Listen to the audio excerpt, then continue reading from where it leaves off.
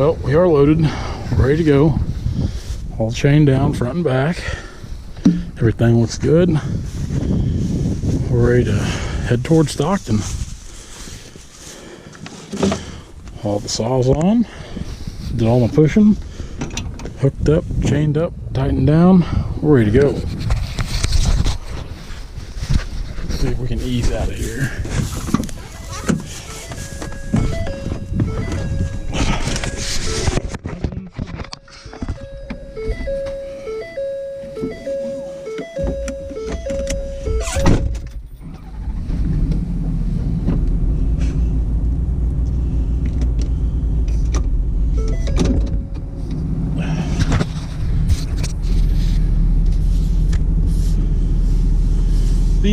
These little walnut jobs are nice. I like these little jobs where we can get in and out day, 2 days. We don't ever, most of them are pretty small, you know, 4,000, 5,000 foot if we're lucky on these little jobs, but the timber's usually really good.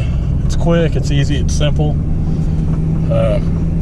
This job here, this is the one where we kind of had a tight landing. Not every job's like that, but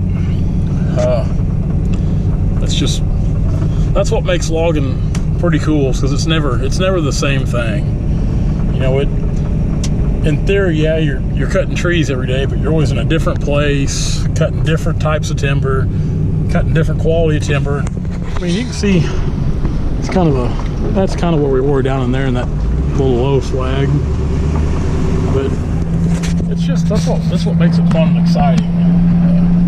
As long as everything's going right, when things are breaking, that's not too fun or exciting there, but as long as you can keep everything running, it's pretty good stuff. But I really hadn't planned on moving this machine till this weekend, because I actually looked at another job before we cut this one, before I even looked at this job, about not even a mile as the crow flies, kind of southwest, excuse me. And I was hoping to hear something back before I moved out of here, which I'll tell you what'll happen. I'll get all the way moved back to Stockton, or on my way here, like about an hour and a half down the road.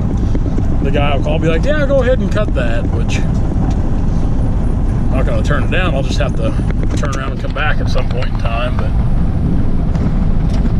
that's kind of that's the way it works, though. You never know. I do like how this pintle hitch pulls, though. The truck handles it really well. We're running legal. I have a pretty good feeling that 550 is going to do just as good. And like I said earlier about my, you know, having trouble hook up, you're seeing out my back window right there. So it doesn't matter if you hook up to a gooseneck or pintle hitch or what. All you see is air compressor and headache rack. So there's no, like I've hooked up to the trailers enough times. I know how to line it up, and I know where to be centering up. But you still, more times than not, you got to get up and make sure you know the coupler's right over the gooseneck hitch, which there's a freaking walnut there. Which sorry, had to look at some trees. It's kind of a sickness for loggers, but yeah, I mean, you still got to get out, make sure you're where you need to be. So, and I believe this new truck I've got on order, this 550, I believe it's got a backup camera. I know it's got the 8-inch LCD screen in the dash with the navigation, and I believe there's a backup camera. Which, if there's not, I'm thinking about installing one and mounting it on the headache rack anyway, because when I get rid of this truck, which I'm going to sell this truck outright, or that's my plan, because they had to order my new truck. So I'm either going to sell this one outright. If it doesn't sell, I'll just trade it in. So it doesn't really matter to me either way. But I'm going to take this bed off. We're gonna totally repaint the bed. Me and Brandon are. Brandon's going to help me do all that stuff. He's the master at that, not me. I'm just the joker of the bunch. But we're gonna fix anything that needs attention on it. There's a few things. I'll probably put of course, I've got a Montezuma box on there, and it's always been in bad shape. Of course, people have got in it and left the lid up, and I've had the gooseneck attached, and the gooseneck's got into it, so that box is really just an eyesore right now is all it is. So I'm thinking about putting a new Montezuma box on there. We'll do that, repaint it, polish all the aluminum. I want it to, I mean, it's going on a brand new truck. It needs to, I think it needs to look good. It needs to look the part.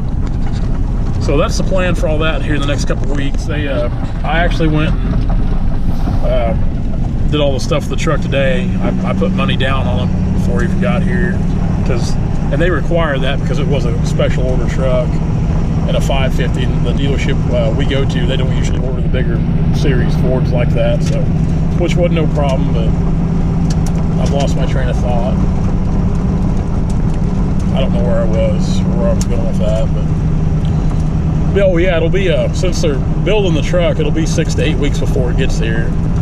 So we'll have to wait, which I just hope this little Power Stroke here can hold out until the new one arrives. I'm sure that sun's in your eyes. Try to fix that there. I do really like cutting up here. I hate that we're leaving so soon, but like I said, we've got more walnut to cut in Stockton, and that's what we'll be doing tomorrow. So I'm sure there'll be video up tomorrow and some pictures tomorrow. Now we're going to get up here just a second before we get down the highway. We're gonna check the chains, make sure everything's tight. A lot of times these loads will shift around, so we'll check the chains, make sure everything's tight like it should be, retighten if it's not, make sure everything's good on the trailer again. It's always good to double check before we get out on the highway, because we're about 90. I've got about 90 miles of driving, and it's, oh gosh, it's 4:30 now, so I'll take it easy. Like I said, whenever I pull a load, I don't get in a hurry, and I always stress about that. I've learned it doesn't matter what you do, you're always going to have people want to try to tell you what you're doing wrong, which that's all part of it. Everybody's got their own way. You got to do what works for you and what's best for your operation. But like I tell anybody, take your time when you're hauling a load. You don't need to get in any big hurry.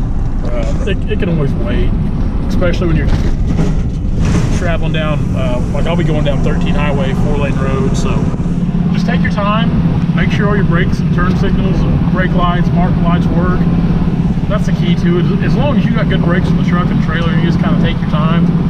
Man, the only thing you got to watch out is for the other crazies on the road, which there's a lot of those. So that's what we try to do, move this stuff. I got a late start today because I had to run some errands this morning, take care of all that stuff, but we'll probably get back into Stockton closer to 7 o'clock. It'll be dark, and we'll just leave everything on the trailer, and we'll get up in the morning and we'll go to the job. So I'm gonna get off here because I'm just rambling now. But guys, thanks a lot for watching our YouTube channel.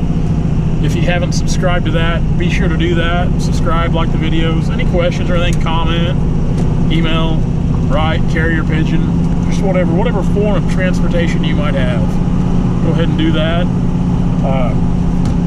You can find us on Facebook, Turner Logging LLC, Instagram at Turner Logging LLC, and you can find a link to our channel along with Logger Wade's, Tim O'Brien's, and TimberTracker.net. That all comes with that Timber Tracker app, which we kind of designed.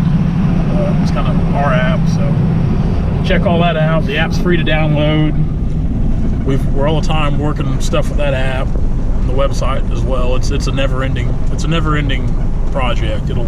It's one of those things that'll never be done. As long as the timber industry is moving and pushing forward, we're going to move and push forward with the app and website. So guys, definitely be sure to check all that out, and I guess I'll just catch you here next time. Thanks a lot for following along. We'll catch you later.